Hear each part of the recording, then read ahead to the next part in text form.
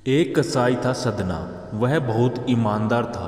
वो भगवान के नाम कीर्तन में मस्त रहता था। यहाँ तक कि मांस को काटते बेचते हुए भगवान का नाम गुनगुनाया करता था।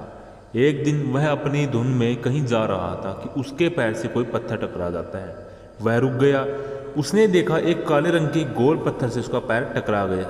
उसने वह पत्थर उठा लिया और अपनी जेब में रख लिया, यह सोचकर कि यह मांस तोड़ने के काम आएगा। वापस आकर उसने वह पत्थर मांस के वजन को तोलने में काम में लगाया। कुछ ही दिनों में उसने समझ लिया कि यह पत्थर कोई साधारण पत्थर नहीं है। जिसका वजन उसको तोलना होता है उतना ही वह वजन तोल देता है। धीरे धीरे यह बात फैलने लगी कि सदना कसाई के पास वजन करने वाला पत्थर है। वह जितना चाहता है पत्थर उतना ही तोल देता है। किसी को 1 किलो मांस तोलना होता तो तराजू में उस पत्थर को एक तरफ डालने पर दूसरी तरफ 1 किलो ही तुल जाता। अगर किसी को 2 किलो चाहिए तो वह पत्थर 2 किलो के भार जितना अपने आप तोल देता। इस चमत्कार के कारण उसके यहाँ लोगों की भीड़ जुटने लगी। भीड़ जुटने के साथ ही सदना की दुकान की बिक्री भी बढ़ गई। एक शुद्ध ब्राह्मण तक पहुंची यह बात। हालांकि वह ऐसी अशुद्ध जगह पर नहीं जाना चाहता था जहां मांस कटता हो वह बिकता हो, लेकिन चमत्कारिक पत्थर को देखने की उत्सुकता उसके सदना की दुकान तक खींच लाई। दूर से खड़ा होकर सदना कसाई को मीट तोलते उसने देखने लगा। उसने देखा कि वह पत्थर हर प्रकार के वजन को बराबर तोल रहा है। ध्यान से देखने पर उसके शरीर पर रोंगटे खड़े हो गए।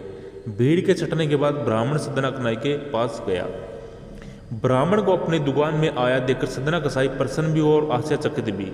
बड़ी नम्रता से सदना ने ब्राह्मण को बैठने के लिए स्थान दिया और पूछा कि वह उनकी क्या सेवा कर सकता है।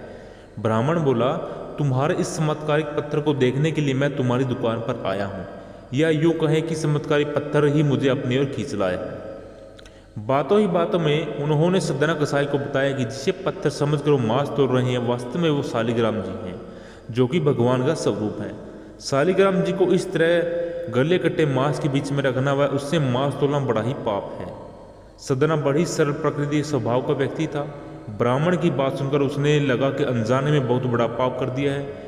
विनय करके सदना ने वह शालिग्राम उन ब्राह्मण को दे दिया और कहा कि आप तो ब्राह्मण हैं, अतः आप ही इसकी सेवा प्रक्रिया करके इसे प्रसन्न करें। मेरे योग्य सेवा हो तो मुझे जरूर बताएं। ब्राह्मण शालिग्राम शिला को बहुत सम्मान से घर ले आए। घर आकर उन्होंने शालिग्राम जी को स्नान करवाया, पंचामृत से अभिषेक किया व पूजा अर्चना प्रारंभ कर दी। कुछ दिन ही बीते थे कि ब्राह्मण के सौ पर में श्री शालिग्राम जी आए। वह कहा, हे ब्राह्मण, मैं तुम्हारी सेवाओं से प्रसन्न हूँ, किंतु तुम मुझे उसी कसाई के पास छोड़ाओ।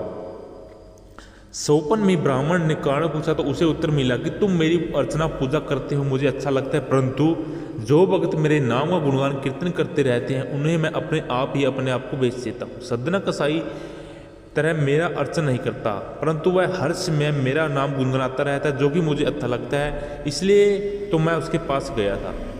ब्राह्मण अगले दिन ही सदना कसाई के पास गया। वह उनको प्रणाम किया, सारी बात बताई। वह श्री शालिग्राम जी को उन्हें सौंप दिया और ब्राह्मण की बात सुनकर सदना कसाई की आंखों में आंसू आ गए। मन ही मन उन्होंने मांस बेचने खरीदने के कार्य को बंद कर दिया और निर्णय लिया कि वह ठाकुर जी का कीर्तन करेगी। तो बोले श्री कृष्ण कन्हैया लाल की जय।